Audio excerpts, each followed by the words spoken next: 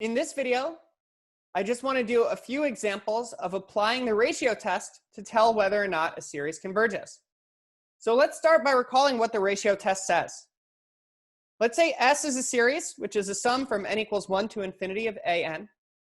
And L is the limit as n goes to infinity of the ratio of the absolute value of the ratio of an plus 1 over an. Then we're going to determine whether or not S converges by figuring out what this value of L is, this limit of the absolute value of the ratio of consecutive terms. If that limit L is less than 1, S converges. And in fact, something even better, S is absolutely convergent. That S converges, but S also converges if you put in absolute value signs around the an. If L is bigger than 1, then S diverges.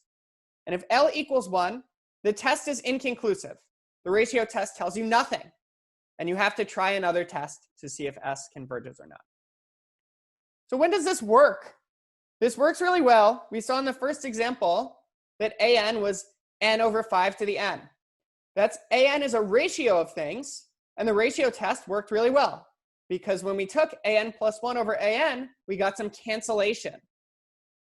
It also works really well when an has an n factorial or something related in it. Just recall, what is n factorial? It's n times n minus 1 times n minus 2 times n minus 3. For example, like 5 factorial is 5 times 4 times 3 times 2 times 1. OK, so let's do an example. Let's look at S is a sum from n equals 1 to infinity of n factorial over 100 to the n. So this will be our an. Notice all these numbers are positive. So if you replace an with absolute value of an, nothing is going to change. But just to be careful, let's write absolute value of an plus 1 over an. Like I said, the absolute values don't really change anything here. An plus 1 is n plus 1 factorial over 100 to the n plus 1 divided by an is n factorial over 100 to the n. We can rewrite this as n plus 1 factorial over n factorial times 100 to the n over 100 to the n plus 1. Notice, what is n plus 1 factorial? Well, it's n plus 1 times n minus 1 times n minus 2 times 1, all the way down. But this, the rest of this is n times n minus 1 times n minus 2. This is n factorial. Let me just make this clear here. This is n plus 1 times n factorial. So like in this example, 5 factorial is 5 times 4 times 3 times 2 times 1. This is 5 times 4 factorial. So what does that matter? Well, then what is n plus 1 factorial divided by n factorial? That just is n plus 1. And 100 to the n over 100 to the n plus 1 is just 1 over 100. So we get n plus 1 over 100. And the limit as n goes to infinity, this L that we care about of absolute value of an plus 1 over an is the limit as n goes to infinity of n plus 1 over 100. And this is infinity because the numerator goes off to infinity and the denominator is just 100. So L, in fact, goes off to infinity. It's definitely bigger than 1. So S diverges by the ratio test.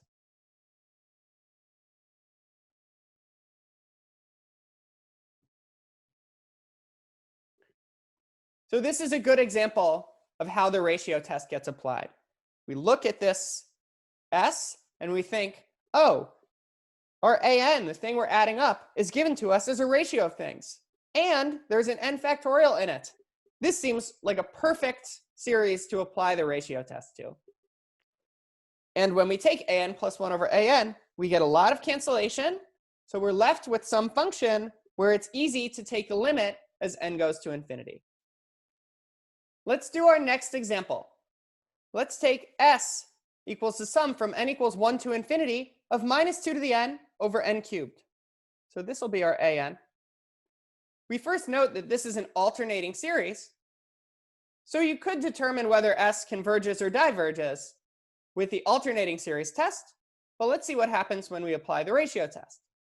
One reason to do that is that maybe you want to know more about s than whether it converges or diverges. Maybe you also want to know, maybe it converges. If it's convergent, you also want to know whether it's absolutely convergent or conditionally convergent. One advantage of the ratio test is it will tell you whether s converges, and if it does tell you it converges, it'll tell you it's absolutely convergent automatically. OK, so here's the idea. So here's our an. And to apply the ratio test, we have to look at an plus 1 over an absolute value. So that's minus 2 to the n plus 1 over n plus 1 cubed divided by minus 2 to the n over n cubed. And now there are absolute value signs. The only things that are negative here is this minus 2 to the n plus 1. The absolute value is 2 to the n plus 1. Minus 2 to the n, absolute value is 2 to the n. The only thing that changes here is it turns all the minus 2's to 2's. So this ratio is now plus 2 to the n plus 1 over 2 to the n times n cubed over n plus 1 cubed. OK, there's a lot of cancellation here. You just get a 2. Oh, let me lower this so you can see it better. And then we get n cubed. And it's going to be a little easier taking the limit if we actually expand this out. You don't have to do it this way, but this is how I like to do it. So we get n cubed plus 3n squared plus 3n plus 1. And the reason for that is now we can factor out the highest power of n from the numerator and denominator and rewrite this as 2 times n cubed over n cubed times 1 plus 3 over n plus 3 over n squared plus 1 over n cubed. These n cubes cancel, and this ratio is just 2 times 1 over 1 plus 3 over n plus 3 over n squared plus 1 over n cubed. And the thing that we really want to know about is the limit L as n goes to infinity of this absolute value of the ratio of consecutive terms. So we just take a limit as n goes to infinity of 2 times 1 over 1 plus 3 over n plus 3 over n squared plus 1 over n cubed. 2 is just a number. And then we get 1 over something that as n goes to infinity looks like 1 plus something going to 0, something going to 0, something going to 0. So we just get 2 times 1 over 1 plus 0 plus 0 plus 0, which is 2. So L equals 2, which is bigger than 1. So S diverges by the ratio test.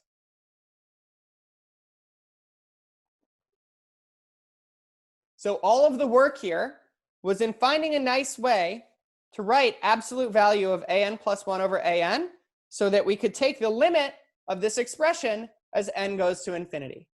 So what's really going on in these ratio test problems a lot of the time is there's some step that involves some algebra and some cancellation, and then there's a step that involves limits.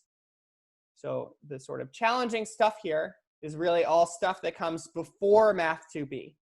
The new idea of that the idea that this limit tells you something about whether the series converges or diverges, okay, like once you know the statement of the ratio test, it's easy to apply as long as you can compute this limit.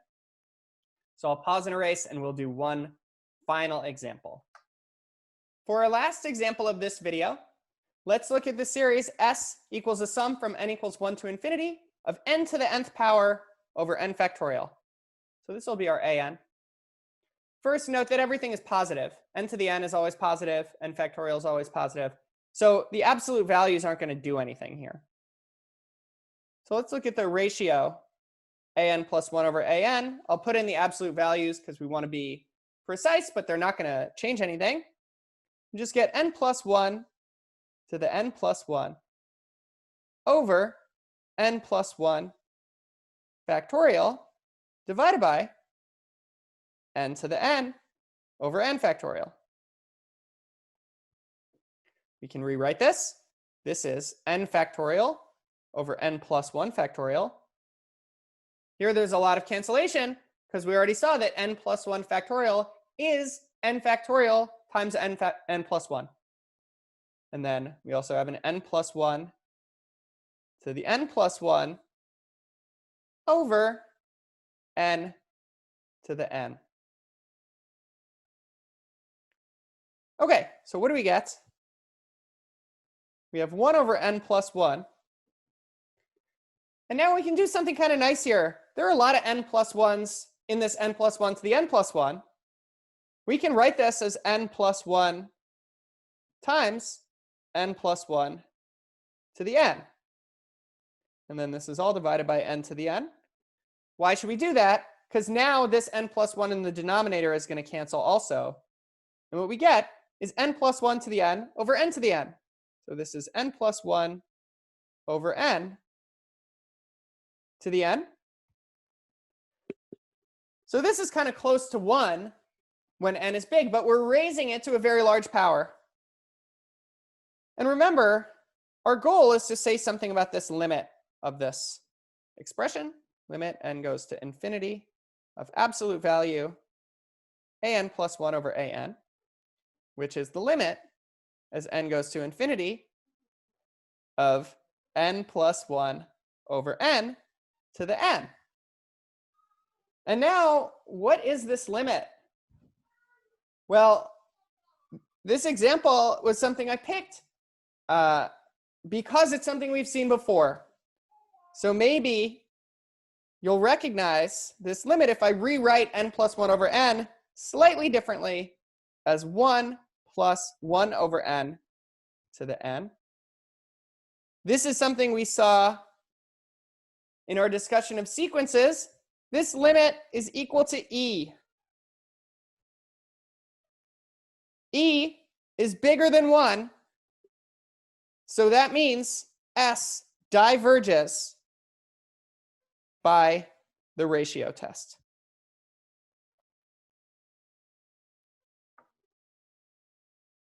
So what went on in this problem? There was first this algebraic step of rewriting an plus 1 over an using some cancellation.